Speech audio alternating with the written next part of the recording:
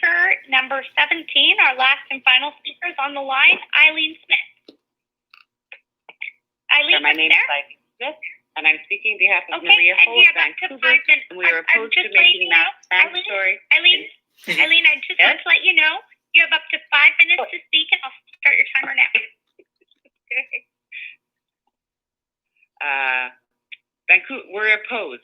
Vancouver Coastal's health officer, Dr. Patricia Daly, and the agency's deputy chief medical officer wrote a letter to Councillor Sarah Kirby-Young advising against the need for a mandatory mask policy. Our provincial health officer has stated that there is not a lot of evidence to support mask use. Dr. Fauci stated on 60 Minutes people shouldn't be walking around wearing masks.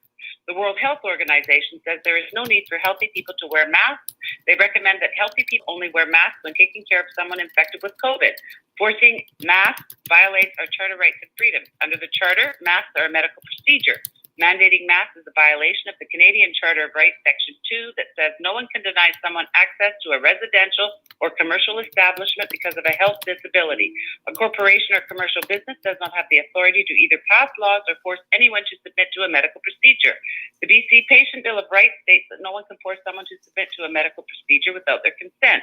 Canadian federal or provincial health officers or officers do not have the authority to pass laws.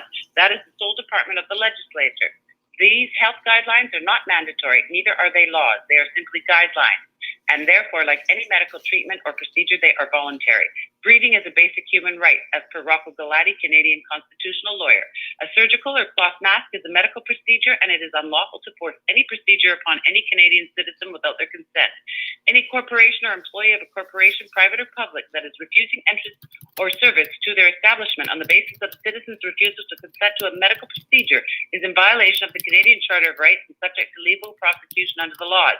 Dr. Marguerite Greaves-Brisson, MD, PhD, she says that, and the effects on the brain. The re-inhalation of our exhaled air will without a doubt create oxygen deficiency and a flooding of carbon dioxide. We know that the human brain is very sensitive to oxygen deprivation. There are nerve cells, for example, in the hippocampus that can't be longer than 3 minutes without oxygen. They cannot survive. The acute warning symptoms are headaches, drowsiness, issues in concentration, slowing down of reaction time, reactions of the cognitive system. However, when you have chronic oxygen deprivation, all of these symptoms disappear because you get used to it, but your efficiency will remain impaired and the undersupply of oxygen in your brain continues to progress. While you are thinking that you have gotten used to wearing your mask and rebreathing your own exhaled air, the degenerated processes in your brain are getting amplified as your oxygen deprivation continues. The second problem is that the nerve cells in your brain are unable to divide themselves normally.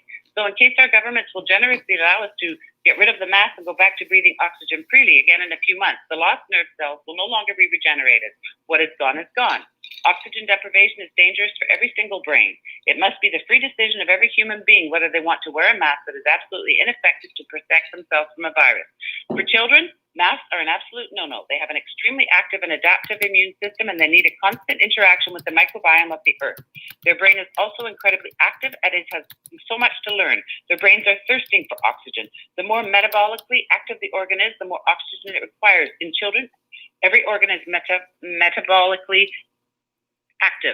To deprive their brains from oxygen or to restrict it in any way is not only dangerous to their health, it is absolutely criminal.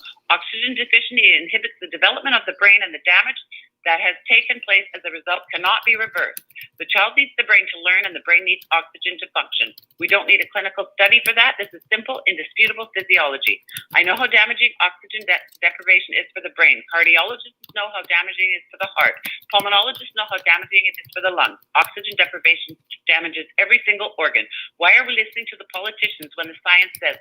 Why do the medical boards issue punishments to doctors who give people exemptions? Does the person or the doctor seriously have to prove that oxygen deprivation harms people? What kind of medicine are our doctors and medical association representing?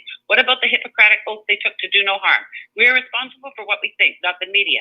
We are responsible for what we do, not our superiors. We are responsible for our health, not the World Health Organization. And we are responsible for what happens in our country, not the government. Where is the scientific evidence that we still have an ongoing badly infectious disease that could justify these restrictions? There is no scientific evidence for the efficacy of face masks against airborne virus transmission, but there is scientific evidence for the dangers of wearing masks. Thank you.